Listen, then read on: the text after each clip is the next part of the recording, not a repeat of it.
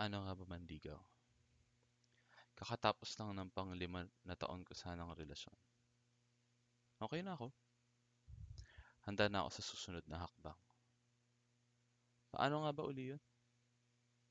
Narinig ko na yung Tinder, Bumble, at kung ano pang dating app pero parang hindi ko trip.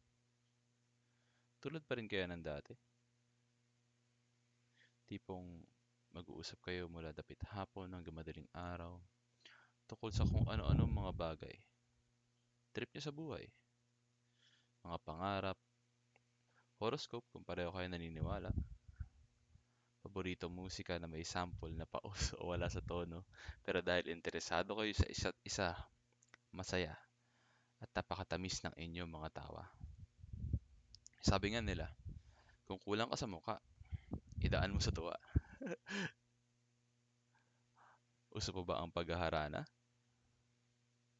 Ika nga ng gasgas na kanta ng parokya. Matututo ng instrumento, poporma at kahit sintonado. Maramdaman sana niya ang damdamin na daladala ng iyong pagtugtog. O ang pagsulat ng tula na ibibigay kasama ng mga rosas at tsokolate.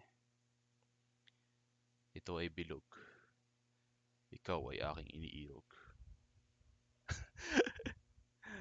O kahit simpleng paghatid sa klase, nakakasabik isipin muli ang mga nagpabilis sa tibok ng aking puso at ang aking pagsuyo.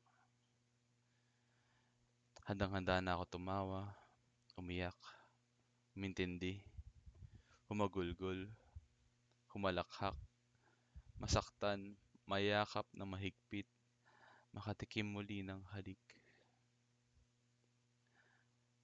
Handa na ako.